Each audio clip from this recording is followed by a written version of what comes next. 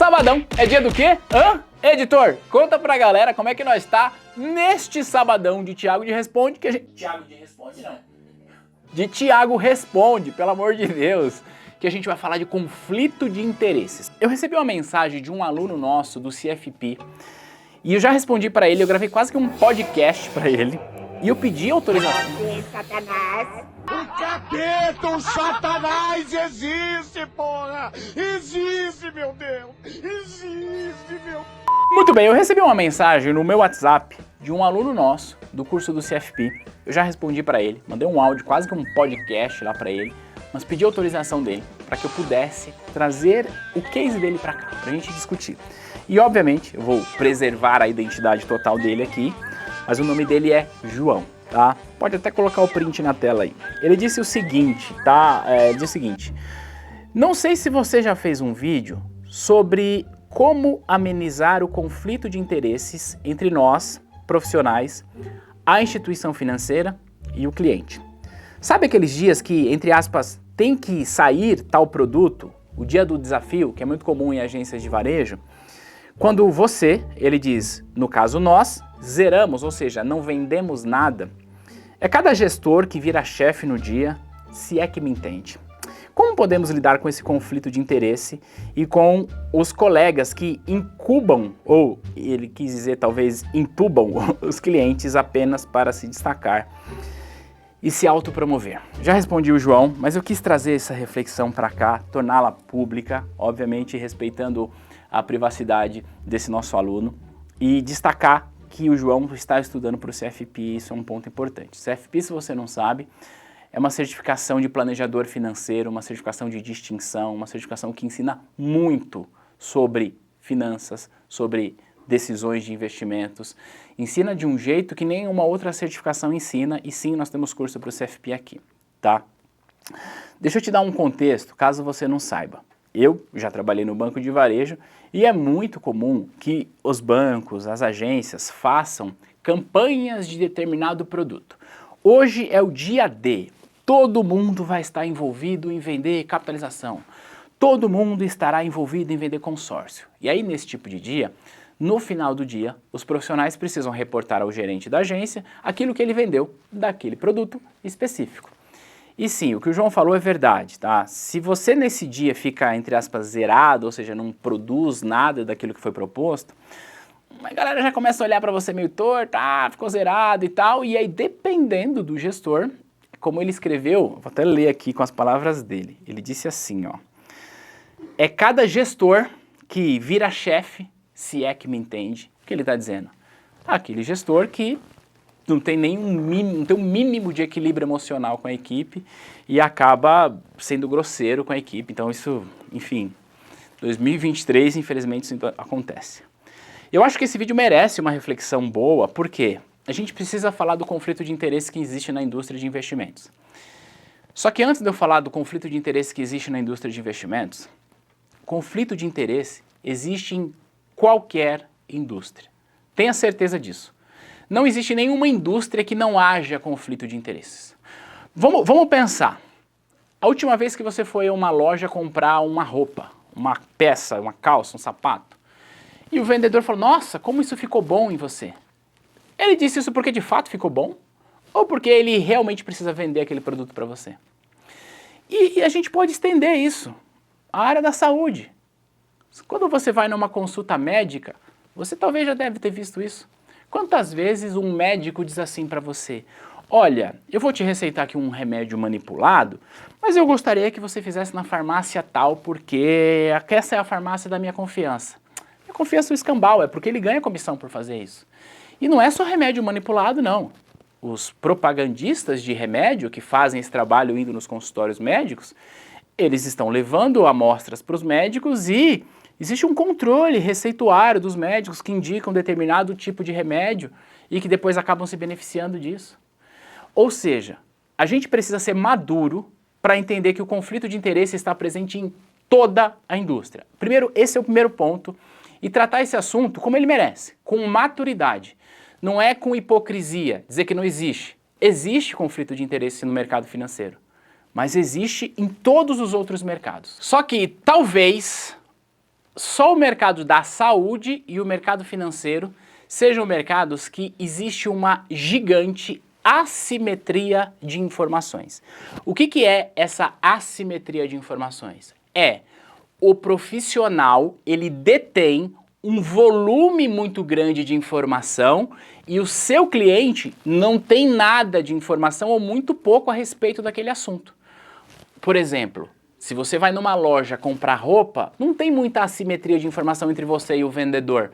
Você tá vendo, você sabe se aquilo fica bem em você ou não. Agora, você sabe qual remédio é melhor do que o outro para uma dor que você está sentindo? A menos que você seja da área da saúde, você talvez não saiba disso. E no mercado financeiro é a mesma coisa. Essa assimetria de informação é que faz com que, infelizmente, verdade seja dita, muitos profissionais acabam usando essa assimetria de informação para vender o produto errado, para não se preocupar com o cliente, para indicar produto que para aquele momento é ruim e não se especializar como de fato ele precisa se especializar para solucionar o problema do cliente. E aí, enquanto você que trabalha no mercado financeiro não entender que essa assimetria traz para você uma responsabilidade maior sobre a informação que você transmite e que por isso você deve continuar estudando, assim como o João, você vai estar sujeito a momentos como esse que você se sente desconfortável por vender um produto que não está fazendo sentido para aquele momento, para aquele cliente só para satisfazer uma pressão interna da instituição que você trabalha. E o que eu disse para o João, eu disse, João, você está no caminho certo. Você está estudando para o CFP e você está entendendo muitas coisas. Você está entendendo que tem um jeito certo, um jeito adequado e um cliente adequado que precisa do consórcio. Você está entendendo que tem um jeito certo, um jeito adequado e um cliente adequado que precisa do seguro e assim sucessivamente. Quando você entende isso, o caminho é, obviamente que você não vai desprezar o seu emprego atual, não é isso, mas colocar sobre si essa responsabilidade e entender que a sua carreira ela é maior do que o teu emprego e na medida do possível a cada dia você vai construindo um tijolinho de relacionamento. É fazendo com que os seus clientes lá do varejo possam entender em você a autoridade que você tem, dado o conhecimento que você tem. Então, o primeiro passo na minha leitura para a gente não resolver esse conflito, mas lidar com ele de uma maneira melhor primeiro, vamos ser adulto. Conflito de interesse existe em todo lugar. Mas o conflito de interesse existe, não é porque ele existe que você tem o direito de enganar o teu cliente. Começa por aí. Porque você está se propondo ser um profissional de mercado financeiro, e esse recado, claro, não é para o João, já conversei com ele, esse é um assunto já resolvido entre a gente, entre a dúvida dele e o que ele me perguntou, mas eu estou falando para você. Não é porque tem um conflito de interesse que você tem o direito de enganar o teu cliente. E se você não quer enganar o teu cliente, só tem um caminho, é você estudar, é entender melhor. Esse produto que parece ruim, que solução que eu posso propor para ele? Como que eu posso de fato ajudar o meu cliente?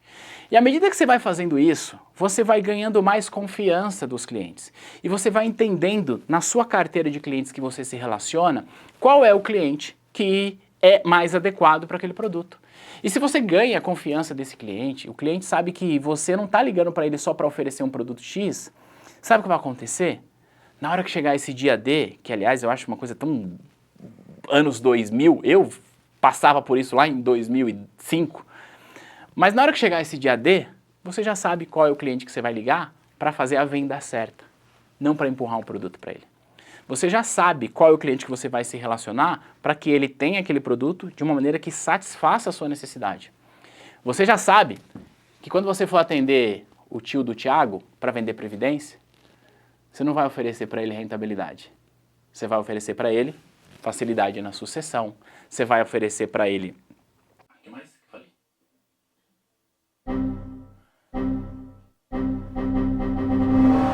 Você vai oferecer para ele facilidade na sucessão patrimonial.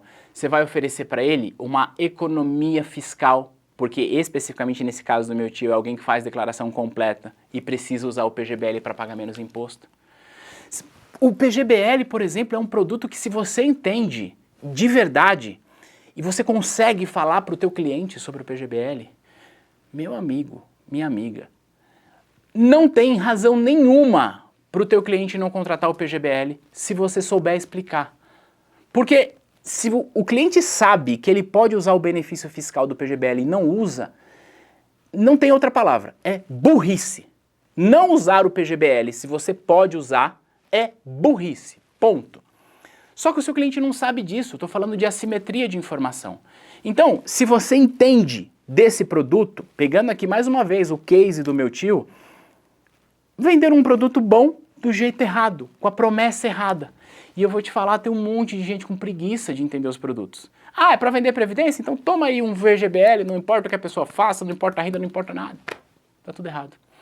Então, respondendo a pergunta do João, e mais uma vez, reitero, eu já respondi isso, a gente discutiu muito lá no grupo de alunos do CFP.